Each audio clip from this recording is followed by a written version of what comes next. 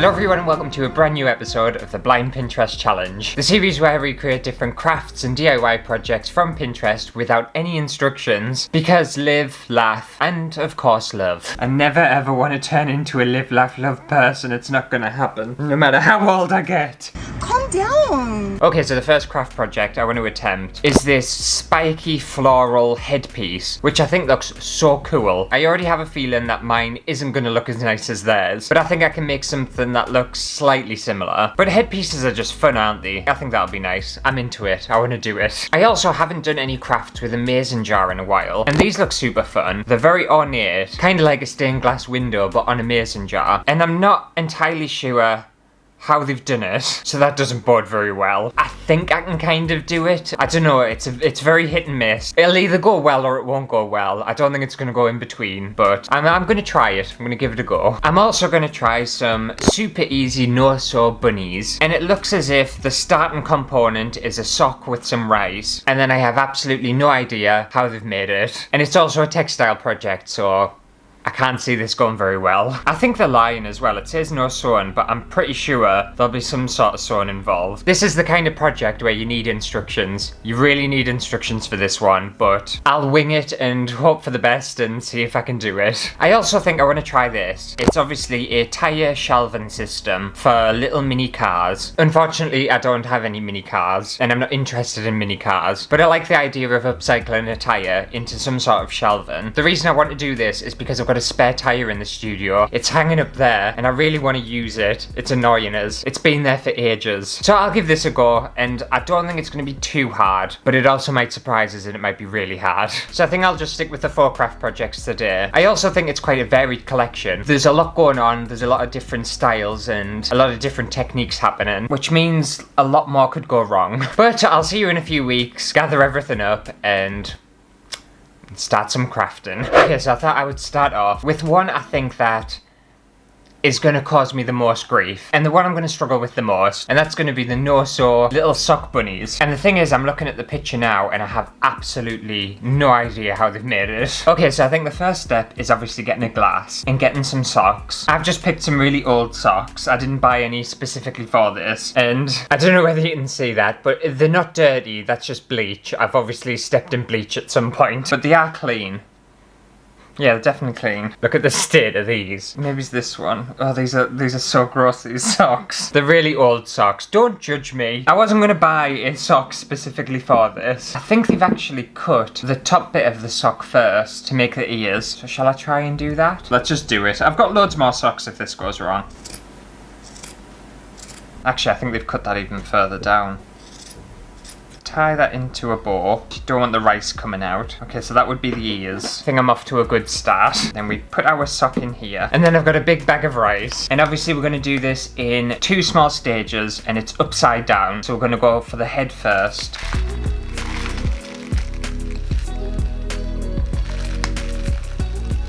Is that all I need? I bought a big bag of rice, thinking I would need more. Add a little bit more in. Okay, I think that'll do for the head. And then take it off. And then I think we twist. And then I think I might need to add ribbon next just to secure it. I can already tell this isn't going to look good. In fact, I know this is going to look absolutely horrific. Mine's going to look like a bunny you've kind of dug up from a grave. It's not going to look super friendly and lovely like this. Cute little bow attached. Then put it back in here and do the body. The issue is though, how did they close the bottom part? If this is a no-sew bunny, I think they've lied to us. We'll just try. Some more rice in this part. Okay, see how that looks. Doesn't look good. I don't know what they've done at the bottom. The bottom's a mystery. I suppose I could tie it into a knot. I feel like my socks are really thick though. They're quite hard to work with. You know what? I'm going to start again because I feel like I've made the head too big and I haven't left myself enough room at the bottom. Right, let me try that again. Fail number 1. Okay, so the same steps again. I'm going to cut the ears smaller. Just that big. Now I need rice for the head. Give it a twist. Attach a bow, back in it goes, and more rice. Try that.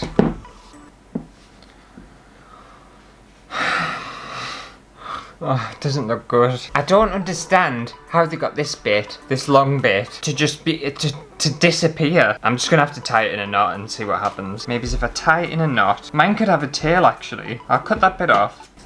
Alright, it's getting there. Now I just need to add a face. I'll try and find a white pen because my sock's black. Okay, so draw a face on the bunny. So just 2 eyes and then a cross for the nose. Okay, I think I'm done. So we have expectation and reality. And as you can see, mine looks just really sad. Oh.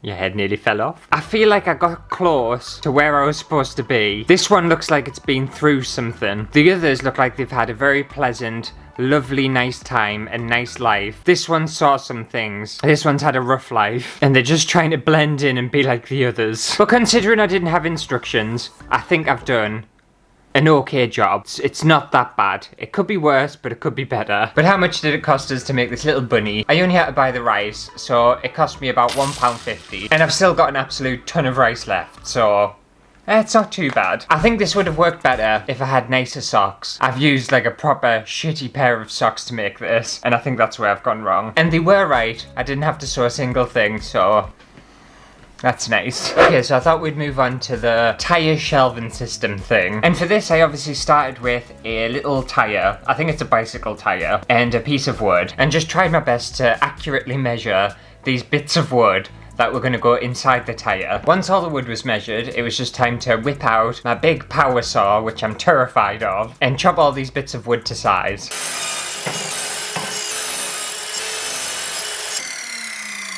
Oh, that was stressful. And then because I wanted to cut corners and make this I was gonna say easier. It didn't really make it easier at all. But in my mind, it felt like it made it easier. I thought instead of screwing the bits of wood in, I would instead glue them in and just use glue and everything would be fine. So I just applied a shitload of PVA glue onto the bits of wood and onto the tyre and tried to position these bits of wood in place to act as the shelves. And then place the heaviest book that I own on top of it just to keep it all in place. A couple of days later, it was looking a little bit like this, and unfortunately, the wood definitely wasn't secure, and although the glue had stuck it somewhat, it didn't feel like it was going to stay like that. It definitely felt like all these wood slats were just going to fall out the tyre eventually. So I wasn't able to cut corners in the end, and I did have to get my drill out. So I just drilled some holes where the screws needed to be, and then attach some screws to keep it all in place. And unfortunately, because I don't use my drill that much, it ran out of battery.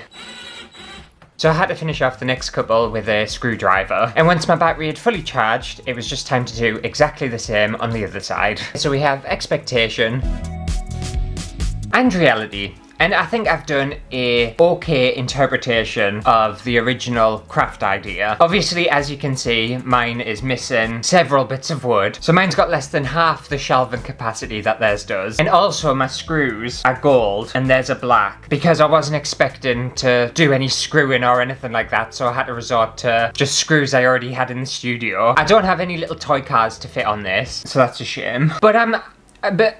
but it looks alright. It looks similar to what theirs is. For some reason, I was expecting this to be a lot easier to make and a lot less accurate. I wasn't expecting to have to measure so much. Whereas if you're going to do something like this and you're going to want to do it properly, then you'll need to measure not only the length of each piece of wood, but also the space in between each bit of wood. And that's really hard when it's an actual circle. It's actually almost impossible. I don't know how they did it. It must have taken them so long to make that as perfectly as they've made it. Mine only took like a couple of hours, and obviously you can tell it took a couple of hours. And the best thing about my version is it cost me absolutely nothing.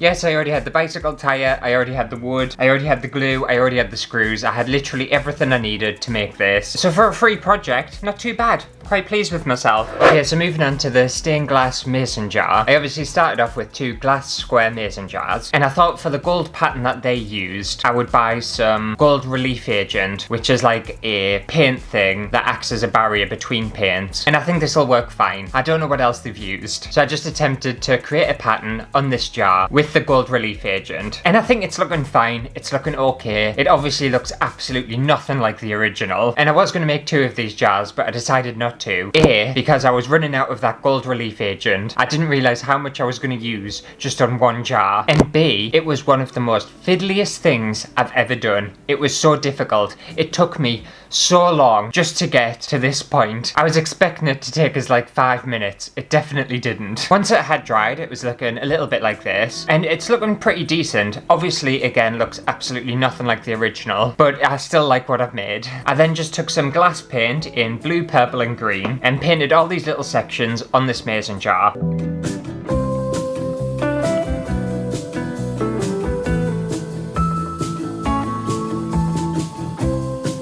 And again, that took absolutely ages to do, and it was so tricky. It was very, very fiddly. It doesn't look like it's going to be, but when you actually do it, you realise, oh shit, I thought this was going to take us like 5 minutes, and it's just taking us forever. It's eating my whole day up. But anyway, I set that to one side and let it dry. So we have expectation and reality. Mine, again, obviously, like I've said, looks absolutely nothing like theirs. And if you can see, I'll try and get you close up. The glass paint caused me so much grief. It was really runny and it went everywhere. I still kind of like my design and I like what I've made, and I think it's very fun and it's incredibly tactile. All this gold is like really nice and raised, but I don't think they used the same gold stuff that I did, and I think their glass paint was obviously way better than mine. Mine was almost like water. It was running everywhere. However, as soon as you put a candle in it and turn the lights out, it looks absolutely amazing. I love it. It looks so good. And I think when it's in darkness and you've got obviously the candle in it, you can't really see how patchy and poor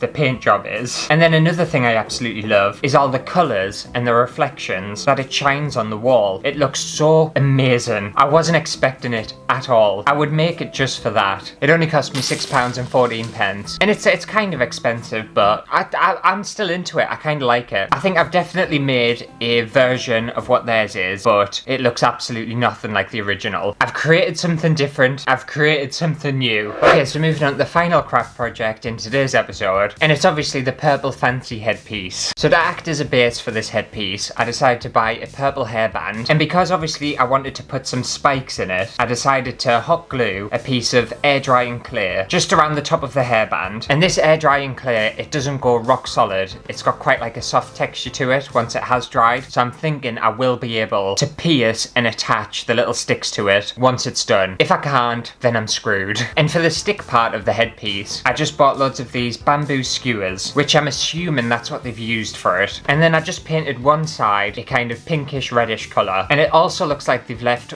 a part of it blank, kind of white. That's the issue when it comes to stuff like this and doing a craft from a picture, because you can't see any close-ups, you can't see all the detail, so it's really hard to tell what they've done. So I'm just going by what I think I can see. And then the vial floral foam did come in handy, and I just popped these into the floral foam to let them dry. And I just carried on and painted a shit ton of these cocktail sticks in pink and purple colours. And it took ages, but I finally got them. They're fully dry, and I think they're looking good. I think this will be a good start. Okay, so let's see if this plan has actually worked and whether I can pierce these into here. Oh yeah, I can. Oh, perfect. Okay, great. Obviously I'm gonna need some glue. Let's get a lot of hot gluing done, and fingers crossed this looks alright. I also feel like they might have cut some of theirs down a bit, because some of them are a bit smaller, aren't they?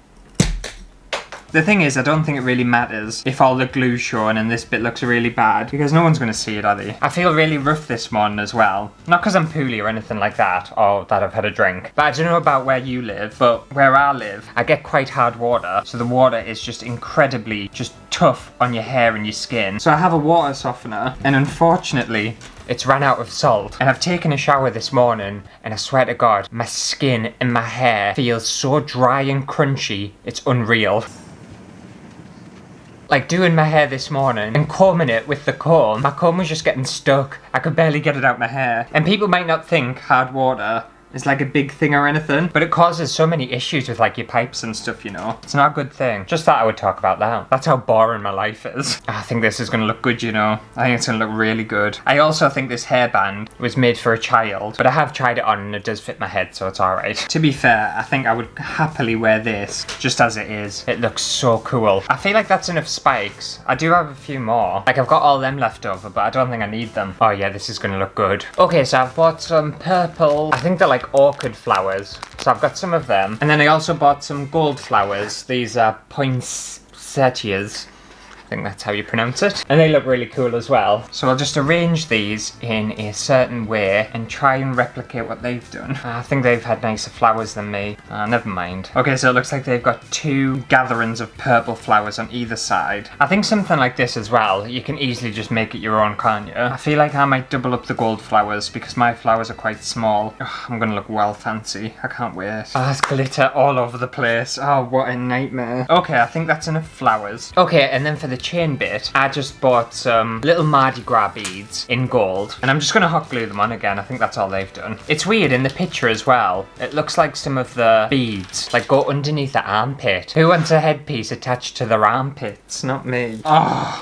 Oh, this is so elegant. It's kind of a hard one to make because you can't really tell if it's gonna look good or not because it's not on your head yet. So you could put all this effort in and it look absolutely awful. Okay, I think I might be done. I think it's gonna look really good actually. I hope so. I put a lot of effort into this. So we have expectation and reality. I'm not gonna lie, I think this is a complete serve. I don't know whether you're gonna be able to see it because obviously the background of the studio, but it is so cool. It's really hard to like keep on top of your head. I feel like I'm balancing a lot. This is 100% fashion. I think if you looked it up in the dictionary, this is what you would see. So like there's the top part. How nice is that? Looks cool. And then some like just fun little chains that you can play with. I think mine actually looks really similar to theirs, which I'm quite surprised about. But how much did this headpiece cost us? I think it cost us quite a lot actually. Okay, this wasn't as bad as I was thinking. It only cost me £14.93, and I think this looks way more expensive than £14.93. Oh, I'm proper into it. But that just about does it for today's episode of the Blind Pinterest Challenge. Hopefully you have enjoyed it. If you did, make sure to give it a thumbs up and let me know which of the craft projects was your favourite. Obviously mine's gonna have to be the headpiece. I feel like making more of these actually in like different themes and colours. But anyway, I'll see you next week for hopefully some more successful crafts. That'd be nice, wouldn't it? I'll see you then.